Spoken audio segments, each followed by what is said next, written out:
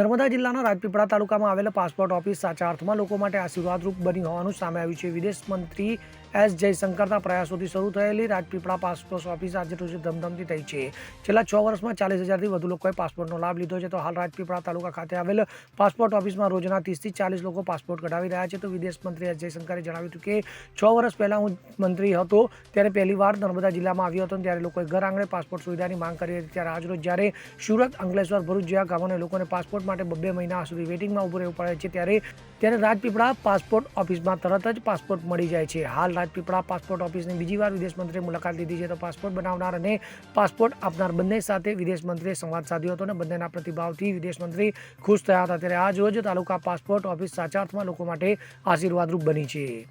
उसके पहले कुछ समय के लिए मैं हमारा जो PSK जो था पासपोर्ट सेवा केंद्र, जब मैं शुरू 6 साल पहले जब मंत्री बना था उस समय जब मैं पहली बार नर्मदा जिला आया तो यहाँ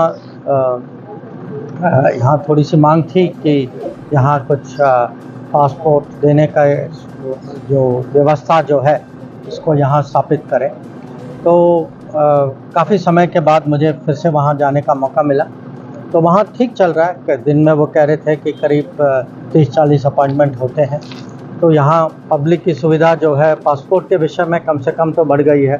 तो उनका लगता है कि विदेश मंत्री कुछ तो उनका कर रहे हैं, पर यहाँ आने में मुझे लगा कि बहुत कुछ काम हुआ है और भी आगे संभावना है, और जहाँ कुछ हमारी ओर से कुछ योगदान हो तो अच्छा ही है। चलिए, आप सबको नमस्कार। આ પાસપોર્ટ ઓફિસની શરૂઆત ક્યારથી થઈ ને અત્યાર સુધીમાં કેટલા પાસપોર્ટ નીકળ્યા અને કયા જિલ્લાના લોકો પણ આનો લાભ લઈ ગયા? હા, પાસપોર્ટ ઓફિસની શરૂઆત રાજપીપળામાં સપ્ટેમ્બર 2019થી સ્ટાર્ટ થયું છે। અત્યાર સુધીમાં લગભગ 40,000થી વધુ પણ પાસપોર્ટ બનાવી લાભ લઈ ચૂક્યા છે।